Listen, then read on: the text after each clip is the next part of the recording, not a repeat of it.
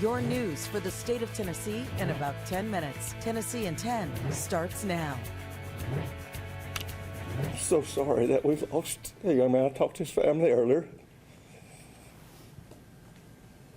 I apologize for not protecting him. That's an emotional Blount County sheriff talking about the deputy who died last night.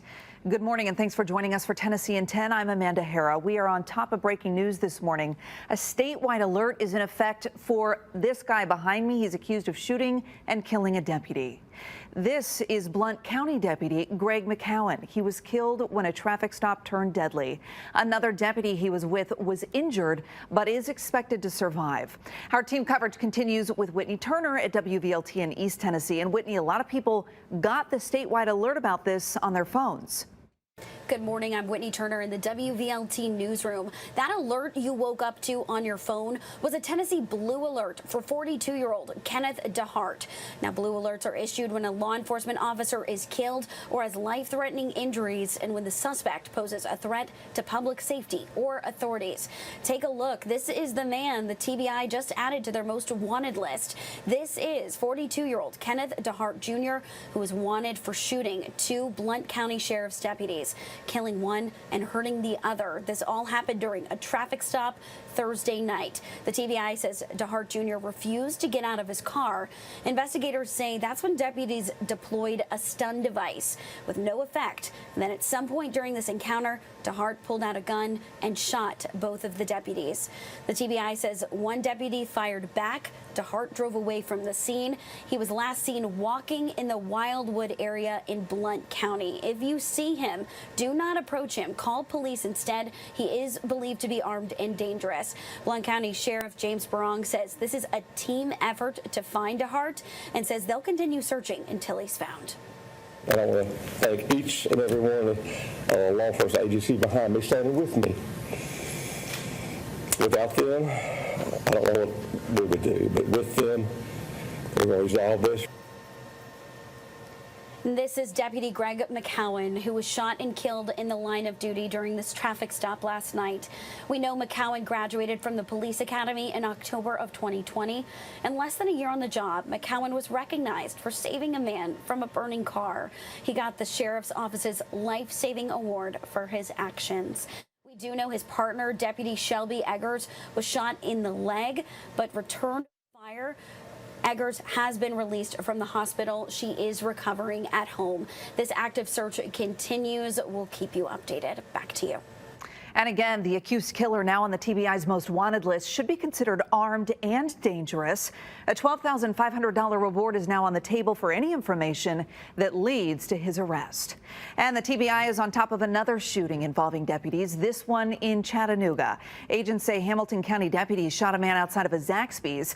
He was asked to get out of his car during an arrest attempt. The TBI says he did not comply, tried to get away, hit a deputy with his car, and that's when two deputies shot at him.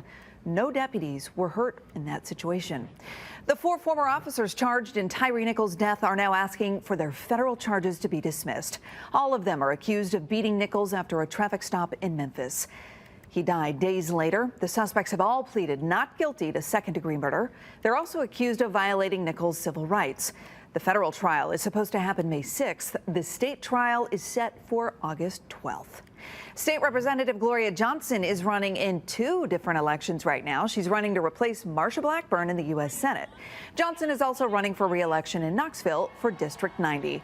If she wins both elections, Knoxville City Council member Seema Singh says she'll run for Johnson's state seat.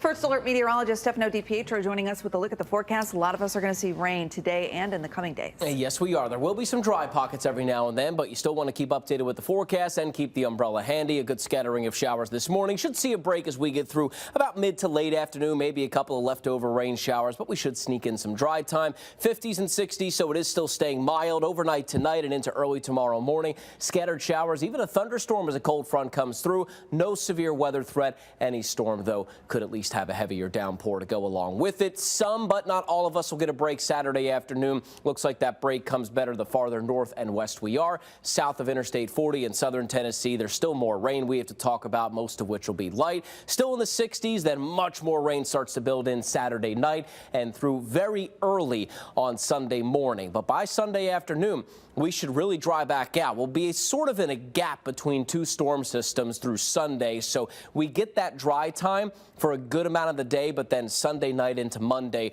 more scattered showers will work their way back through. Some of this may try to end as a couple of flurries as we get into, let's say, late Monday. This wouldn't be anything that accumulates, but you get the general idea here. Some of that's changing over to some flurries. It means colder air is to follow, Amanda.